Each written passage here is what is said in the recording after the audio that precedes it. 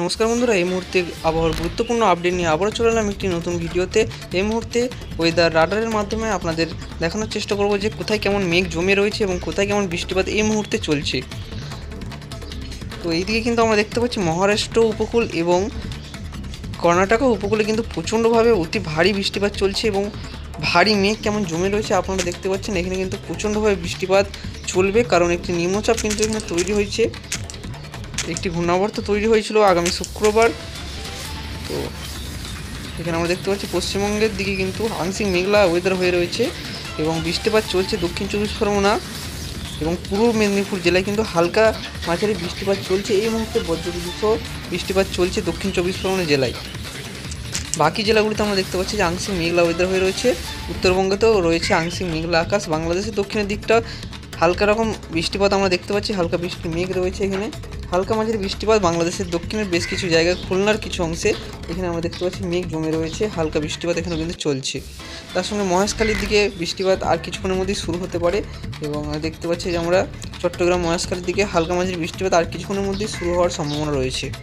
এই মুহূর্তে আপনারা দেখে নিলেন যে কেমন মেঘের পরিস্থিতি রয়েছে। এদিকে আমরা এগোবো যে চলে যাচ্ছে আমরা এখানে বৃষ্টি এবং বজ্র মোডে। তো দুপুরের পর কোথায় কোথায় ঝড় বৃষ্টি হওয়ার সম্ভাবনা সবথেকে বেশি রয়েছে সেটি আমরা দেখে নেব। এই মুহূর্তে আমরা দেখতে পাচ্ছি যে পশ্চিমবঙ্গে কিন্তু বৃষ্টিপাতের সম্ভাবনা রয়েছে।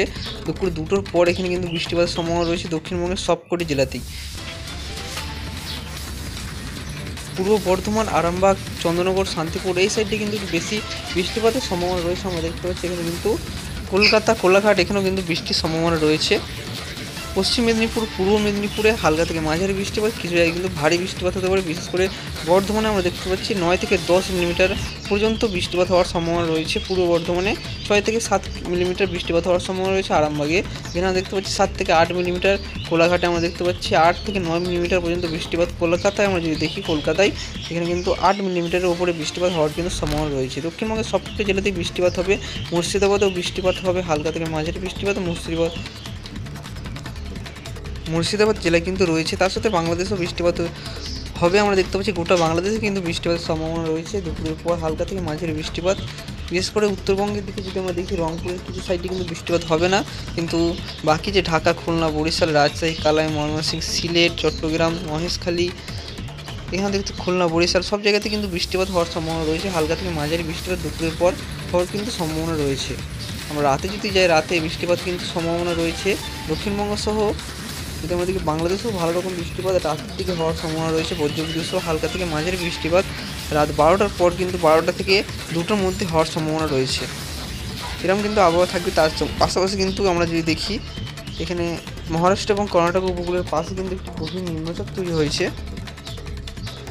এর ফলে কিন্তু আমরা দেখতে পাচ্ছি মহারাষ্ট্র এবং কর্ণাটক উপকূলের প্রচণ্ড অতি ভারী বৃষ্টিপাত চলছে। এই মুহূর্তে আপনারা দেখিয়েছিলাম যে ওয়েদার রাডারের মাধ্যমে যে কেমন বৃষ্টিপাত চলছে, প্রবল বৃষ্টিপাত কিন্তু এখানে চলছে। তার সঙ্গে পাশাপাশি একটি নিম্নচাপ কিন্তু বঙ্গোপসাগরে তৈরি হওয়ার সম্ভাবনা রয়েছে। আগামী যদি আমরা দেখি কবে তৈরি হবে এই নিম্নচাপটি, 27 মে মঙ্গলবার কিন্তু এই নিম্নচাপটি বঙ্গোপসাগরে তৈরি হওয়ার সম্ভাবনা রয়েছে। 27 মে মঙ্গলবার এই নিম্নচাপটি বঙ্গোপসাগরে তৈরি হওয়ার সম্ভাবনা রয়েছে। এর ফলেই কিন্তু বৃষ্টিপাত শুরু হয়ে যাবে মঙ্গলবার দুপুরের পর থেকে এখানেও কিন্তু বৃষ্টিপাত শুরু হয়ে যাবে নিম্নচাপটির ফলে, এবং বুধবার থেকে কিন্তু ভালো রকম বৃষ্টিপাত শুরু হবে। বেশ কিছু জেলায় কিন্তু ভারী বৃষ্টিও হতে পারে বুধবার থেকে। এখানে আমরা চলে এসেছি বৃহস্পতিবার। যদি আমরা দেখি বৃহস্পতিবার কিন্তু দক্ষিণবঙ্গ সহ পশ্চিমবঙ্গ, দক্ষিণবঙ্গ, বাংলাদেশ এবং উড়িষ্যাতে মাঝারি থেকে ভারী বৃষ্টিপাতের সম্ভাবনা থাকবে। এই শুক্রবার যদি আমরা যাই, শুক্রবারও মাঝারি থেকে ভারী ধরনের বৃষ্টিপাত হওয়ার সম্ভাবনা থাকবে এই নিম্নচাপটির ফলে, এবং এই বৃষ্টিপাত কিন্তু 3 থেকে 4 দিন পর্যন্ত চলবে। আমরা যদি দেখি 3 থেকে 4 দিন মানে রবিবার পর্যন্ত কিন্তু বৃষ্টিপাত চলবে। রবিবার পর্যন্ত বৃষ্টিপাত চলবে, তারপর কিন্তু এটি উত্তরের দিকে সরে যাবে, এবং উত্তরের দিকে যখন সরে যাবে তখন কিন্তু উত্তরে অতি প্রবল বৃষ্টিপাত এই নিম্নচাপটির ফলে হবে। প্রচণ্ড অতি ভারী বৃষ্টিপাত এই নিম্নচাপটির ফলে উত্তরবঙ্গে হওয়ার সম্ভাবনা রয়েছে। তো আপনারা দেখতে পাচ্ছেন এরকম কিন্তু আবহাওয়া থাকতে চলেছে আগামী দিনগুলোতে। নিম্নচাপ আসছে আগামী 27 মে মঙ্গলবার কিন্তু নিম্নচাপ তৈরি হবে।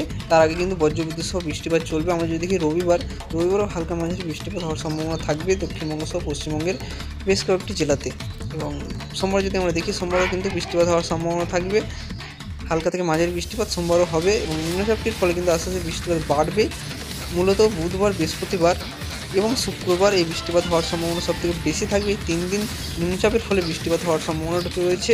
তো বন্ধুরা, এই ছিল আজকের আবহাওয়ার গুরুত্বপূর্ণ আপডেট। ভিডিও ভালো লাগলে অবশ্যই চ্যানেলটিকে সাবস্ক্রাইব করে রাখবেন। যদি আমরা দেখি তার পাশাপাশি কিন্তু এই যে আরব সাগরে যে নিম্নচাপটি তৈরি হয়েছিল সেটি কোন দিকে এগোবে সেটি আমরা এক নজরে দেখি।